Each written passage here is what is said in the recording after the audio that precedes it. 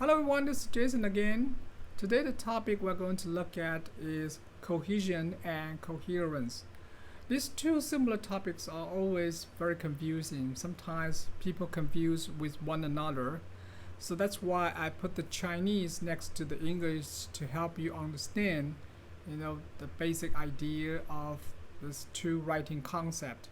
So I hope that the Chinese can help you to understand the difference between these two concepts, and they also are quite related to each other. But in definition, we can actually tell the difference. So let's take a look at your handout and work out together to understand these two major concepts. So let's take a look at the definition together. Okay, cohesion in writing refers to the many ways, including grammatical, lexical, semantic, metrical, or alliterative, in which the elements of text are linked together or consistent. So you can see here, grammatical is related to grammar, lexical is usually related to word choice, semantic is actually the meaning. Sometimes you have different words, but they're not quite the same, all right? Okay, the meaning may not be the same, but maybe the wrong use of the words of the writer can cause the confusion, right? Metrical, we're talking about rhymes in verse. Verse is usually rhymed. When we talk about verse, it's usually like a poetry. Okay, they have rhymes, the ending sound, right? So just like in Chinese, we have poems. The same thing. The ending must maybe be a certain vowels, right? Just like a or o or so you have a certain sounds that you want the certain sound at the end of maybe a line. Alliterative is related to the beginning, usually talking about the poetry again. You have sometimes the same sound, like a P sound, all right, okay? This is important when we are making poetry, all right, writing poetries. This is important. Okay, so when we talk about cohesion in writing, most of the time the prose level. Prose means you write not the verse but the prose, or 散文. The prose level usually will focus on the first three aspects, right? Grammatical, lexical, and semantical. So let's continue and take a look at the definition. Cohesion ensures that sentences, paragraphs, or sentence sections of a written word are interconnected. So they're connected, but they're interconnected. That's why it's within the text, making it easier for the reader to follow author's arguments or narrative. In prose, most of the incohesive paragraphs cause confusion and results from inconsistency in blah blah blah. Let's take a look at here. Inconsistent means not the same, okay? So it's inconsistent in subject-verb agreement, like you have the plural verb, but the subject is not plural, it's singular. Okay, so this since that is okay ungrammatical, right? Okay, shift in tense. Well, you change the tense.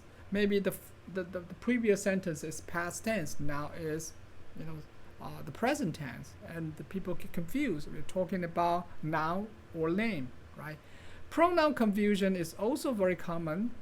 Sometimes the writers continue to write. He or she may think of something that that you write. He or she think of that something that you write before. Then when you come back to that now, people may lost track. Sometimes we cannot actually understand your it. What does it here mean? You means me, the reader, or you're talking to some specific group of people. All right, okay. So pronoun confusion, all right, is also a lot in students' writing. Incorrect choice of the word, probably you refer to something that you know, but you use the wrong word. So people may actually know, maybe I think it's a different word, or it's a noun or verb, right? Sometimes you use the wrong part of speech, okay? Okay, synonyms, right? Synonym means you have the words with similar meanings, right? Transition words like however, okay, or contrasting, adverbs like you have in contrast, all right, okay. So these two sentences actually probably you have the opposite meaning, okay. But if you use the wrong transition, people may get confused. So this two sentence, they actually is the causation. This cause, this happened, or maybe this is true, this is not true. Okay, so transition words, we'll take a look at that in the below in examples below. Okay, all right. So here we have a very good example here. It says that, for example, the following paragraph is internally incohesive. All right, can you identify the problems and explain why the paragraph is not cohesive? Okay, so here the topic is choosing an alternative route. So this is a topic, so tell you this is the topic, all right? So here is actually a paragraph, right? Okay, then I mark, some, words for you. See if you can actually replace these, problematic words, with the correct word. Usually, you can actually change the words into maybe another word, or maybe it's because the subject-verb agreement, or maybe it's the tense is wrong, or maybe it's a pronoun confusion, right? So I break this into, a chart for you, all right? I make a list of the problems here. You have a subject-verb agreement, shifts in tense, pronoun confusions, incorrect choice of words, wrong synonyms, wrong transition words, or unparalleled structure. So this one is done for you. For example, principle. So when you talk about when you find yourself stuck in traffic, the principle, I think this is an adjective, right? Oh yeah, it can be a noun, but probably the meaning is not what you think, because you're talking about finding an alternative route. Okay, can be greatly affect your commute. So affect is a noun, not a verb. You have a can, right? So you need a verb here. So it seems that affect, effect. I give you some words to choose from. Okay, so you have a fact, you have an effect. Maybe you should change effect into a fact, right? Okay, so here is actually help you to understand why sometimes you use wrong words may cause confusion. And sometimes like we might need to adapt to we. Who are we? Okay, so you talk about you, right? So we. So can we actually change this into a right, pronoun to help us to be consistent? Consistent means 一致. So you're talking about to the reader, right? You talk to the reader, you. But now you change your pronoun into we. So me, the writer, or everyone. Okay, so this can be very confusing, right? So for example here, they. Who are they here? Okay, we might need to adapt to a new past, but they, what are they? Right? So who are the they, right? You're talking about they means people or means things. Okay? So I want you to actually do this yourself. See if you can actually find the problem. Why is not cohesive? Because they are not consistent. 前后不一致. You talk about this first. If it's an object or something, now your pronoun should go with this object, right? If it's uncountable, then you should use it.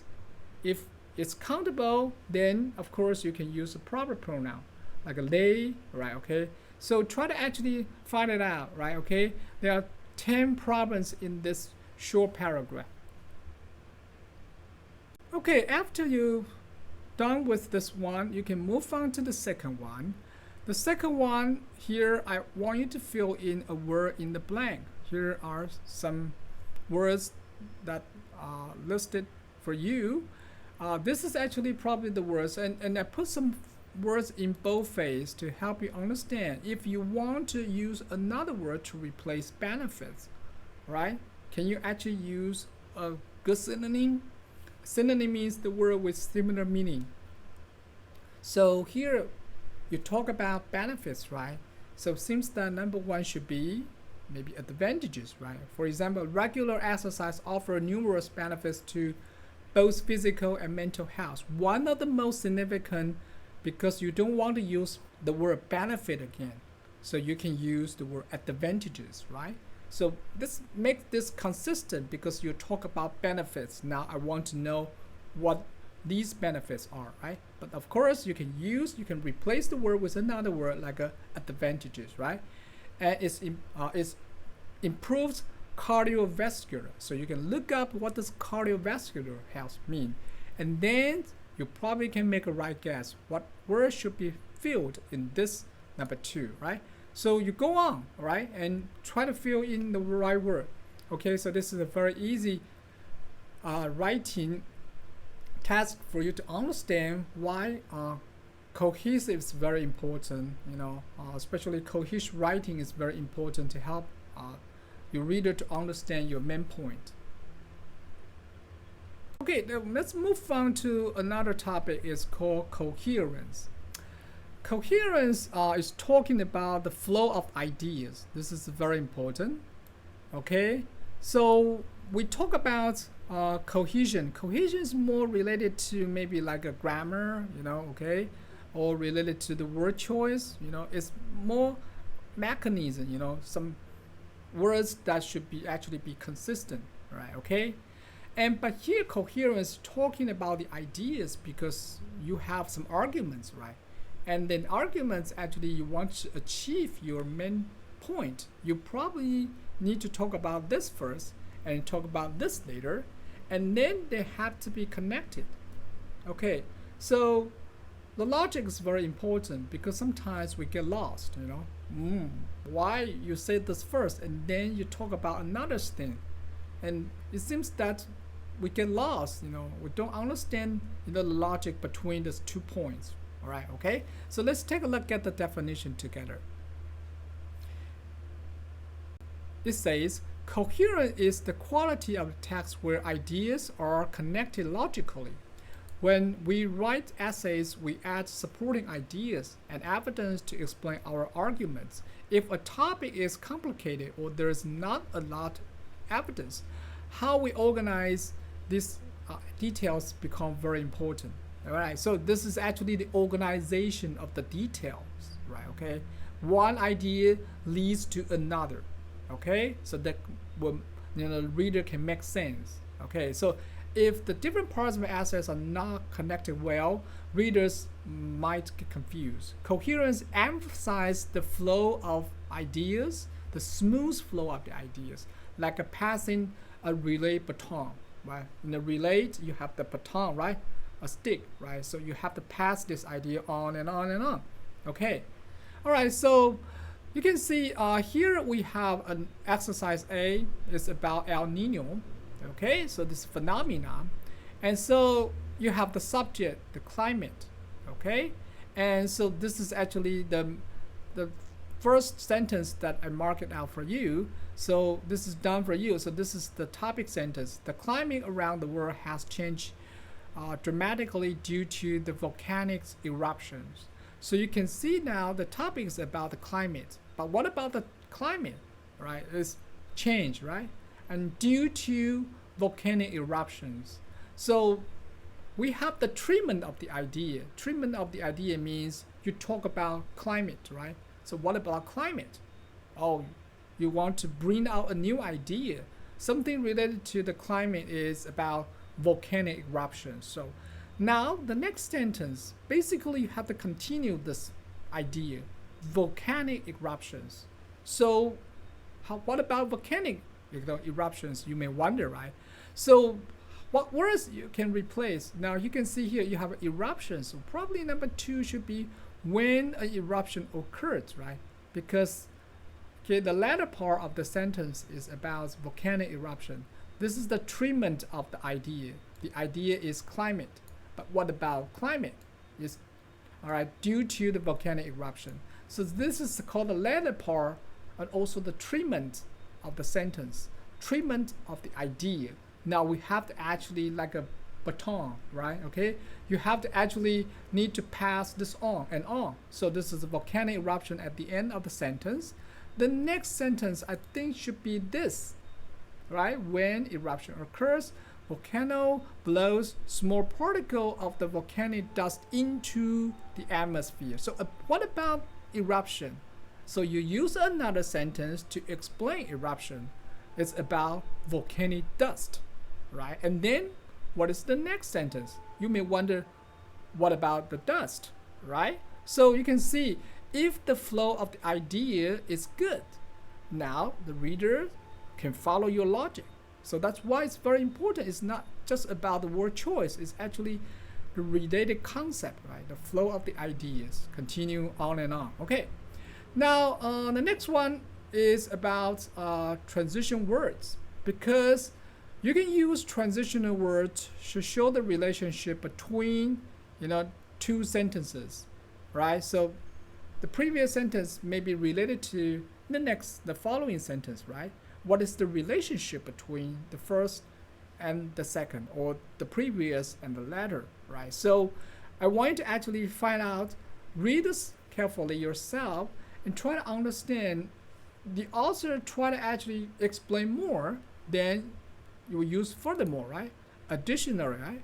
And of course, the easy way to make a list is first, second, right? So maybe you can fill in this with the proper transitional word to understand the author is making a list or trying to explain more, and what is actually the conclusion of the idea. Okay, so this is for you to practice coherence. Okay, that's all for this lecture, and complete this yourself.